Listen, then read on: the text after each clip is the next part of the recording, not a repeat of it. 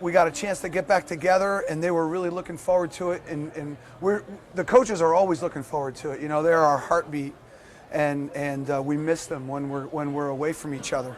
And we felt it reciprocate back from player to coach, which was nice.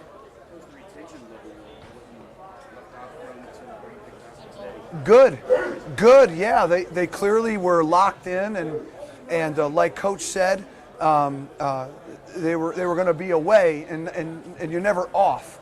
So clearly they didn't just shut it completely off. They just went away, and the retention was really, really strong. Did you learn anything looking at film of the past couple of weeks practices? Oh my gosh, did I learn? I learned so much. What was there maybe one or two things that stood out? I believe that we're building depth, and I can see that where we have a very responsible group that wants to serve, so they're willing to move around and shuffle around, and they're not getting too excited about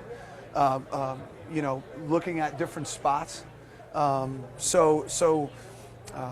They're gaining a lot of understanding of the fundamentals necessary to play in our structure. So that's been very, very pleasing. I think one of the moves before the break was put Josh Blue at safety. Was that something that?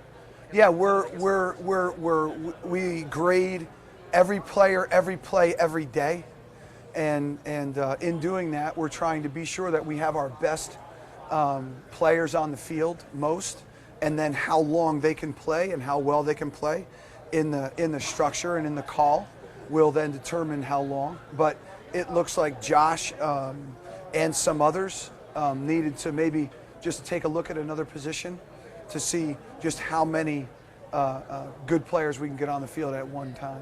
Who are some of the other guys that you're looking at moving around? Well, you know, Tyron rejoined the group today. We put him outside to look at him in space. He's an athletic, fast player. That looks like he's got some aptitude out there. We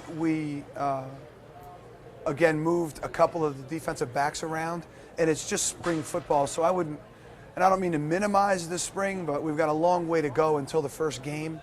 So I wouldn't sink too much of your teeth into that and read too much into it. Again, we're just evaluating all the players and seeing structurally for sure in the back end and personnel-wise who would be the best collection of players to play. And all those decisions will be made by Coach Riley. Coach Riley handles all personnel decisions. At the outside linebacker spot, what are like a couple key things you want from those guys? Because I see you coaching them, pretty hard. Like, yeah. You want them. There's certain things you want them to do. Yeah. So. A couple of things are key. It's going to be a hard thing to answer without a lot of other background, but I will answer it and say that because that position is either force or adjacent to force, and if you don't have force, you're going to have a bad play, period. So they're very, very critical players in our defense. They're probably the second most critical player in the defense as it relates to setting force and being adjacent to force on every down. So they're very important players. So recognizing what they've got to do is important? Like, absolutely. There's a myriad of different tasks that they're going to have to do. They're going to have to do combat with large tight ends and have the ability to hand-to-hand fight with those players and set the edge. They're also going to have to be able to drop and play in space and be proficient on skilled athletes that are running routes. So it's a unique position for unique players, and it looks like we have some of those guys. Who do you feel like fits that mold that you've seen? It's hard to say.